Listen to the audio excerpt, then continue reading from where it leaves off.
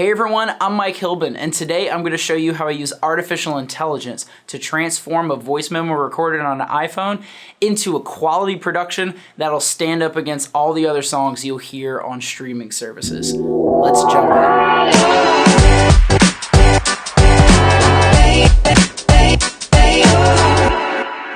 So the name of the song we're going to be looking at is Innocent Heart by Lloyd, and this is off his album Voice Memos Volume 1, which is now streaming on Spotify. I'll make sure to put links in the description for you to check it out. Now, Dylan's concept behind this album was to record the entire album as a one take with his iPhone using the Voice Memos app.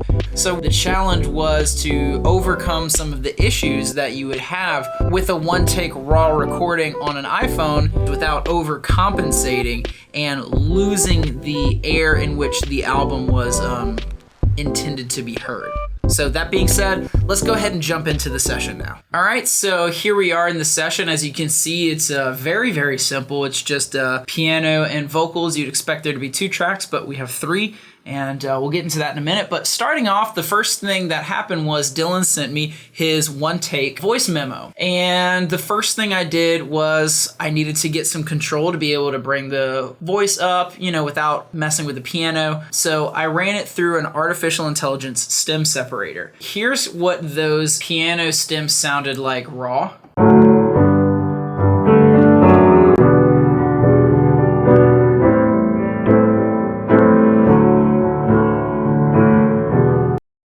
Sounds pretty okay, honestly. It sounds pretty good. Here's the vocals by themselves.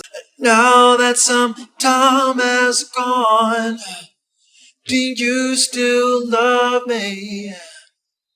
Sounds beautiful. Great performance. If you're watching this, Dylan, right on. So, anyways, here's some of the problems with stem separation, though. So if you listen to the piano, it sounds a little bit weird and warbly in some places. There's some kind of almost ghost whispers of the vocals still stuck in the track. It's far from perfect, but here's what that sounds like.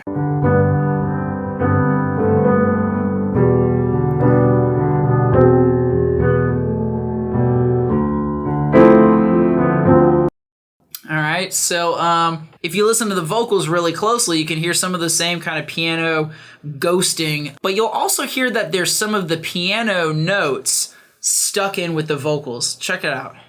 I know it's on your mind. I know it's hard to fight.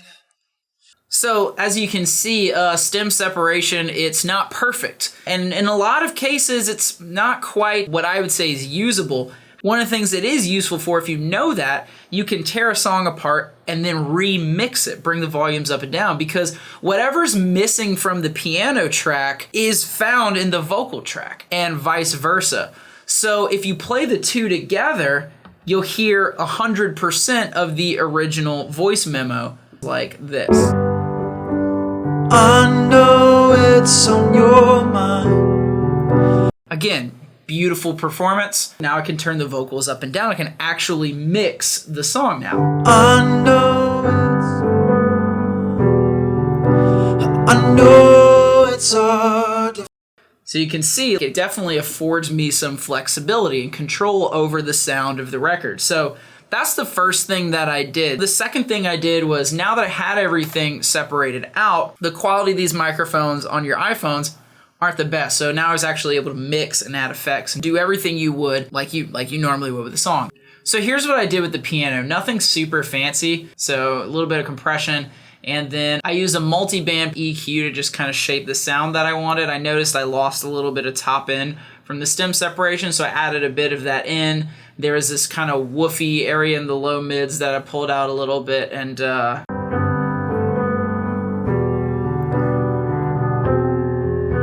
so that's the mix on the piano. For the vocals, there's a lot of inserts, but again, nothing was too crazy. I added a little bit of a multi-band EQ. I've really been enjoying the wave stuff. And then a regular EQ, just kind of doing some high cuts and some low cuts. High cut was for some weird little ghosting artifacts that I heard in the stem separation, just kind of clean that up.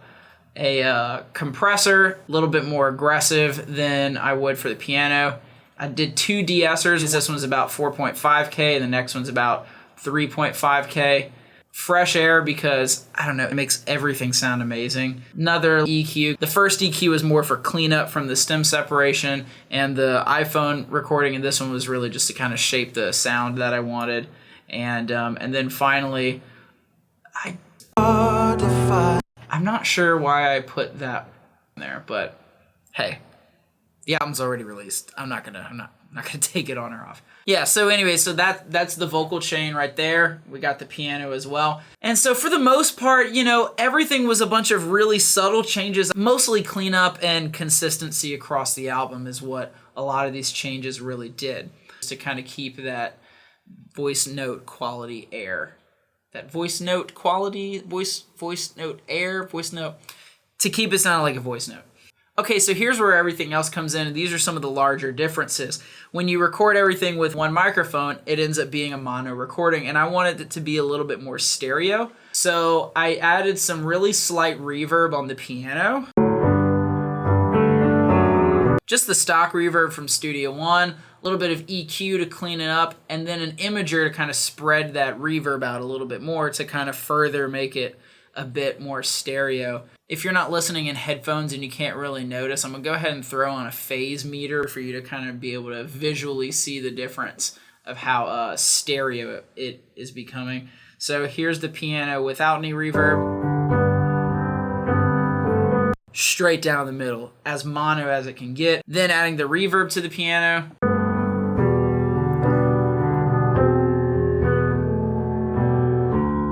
You can see it didn't add much, but again, I'm going for slight changes because I don't want to completely change the sound of this from something that's not a voice memo. So then looking at the vocals, we did the same thing. A little bit of reverb.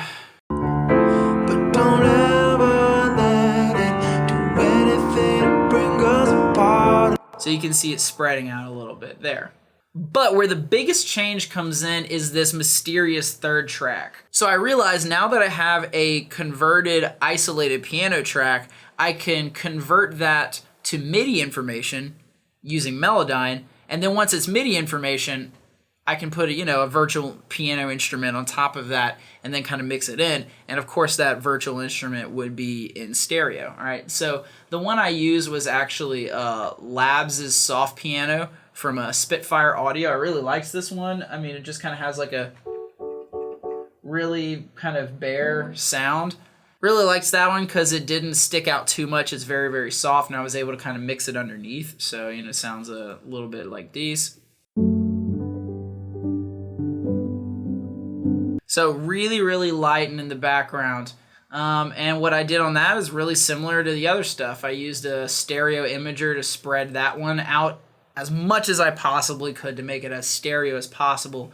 A little bit of reverb on there. And then when you mix that in with Dylan's piano, it sounds like this.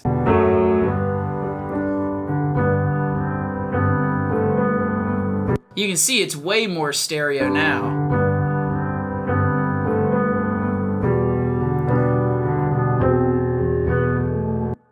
Now we've actually got a stereo recording, but it doesn't have an audible difference. It's more of a feel thing, So here's the vocals in with there as well. Hard to fight, but don't ever let it do anything to bring us apart.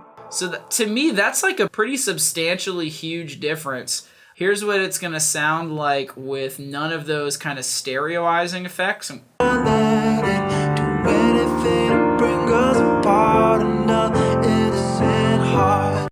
All right, and here's what it sounds like with those stereoizing effects. But don't ever let it do anything to bring us apart. Another innocent heart.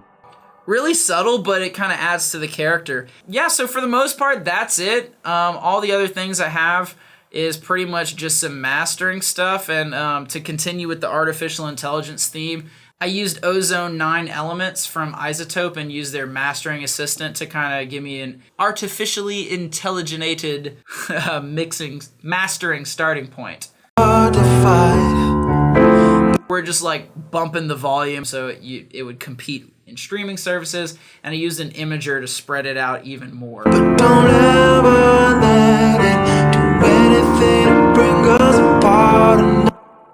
Yeah, that's pretty much it. All right, so there you have it. That's how I used artificial intelligence to mix and master a voice memo recording from an iPhone. I hope you guys enjoyed this video. It was the first production breakdown video I've ever done, so hopefully I didn't get too rambly. Once again, the name of the song is Innocent Heart by Dylan Lloyd. It, along with 4 other songs on the same album, are streaming now on all platforms. So make sure to go listen to those songs wherever you enjoy music. I'll make sure to put links in the description box down below.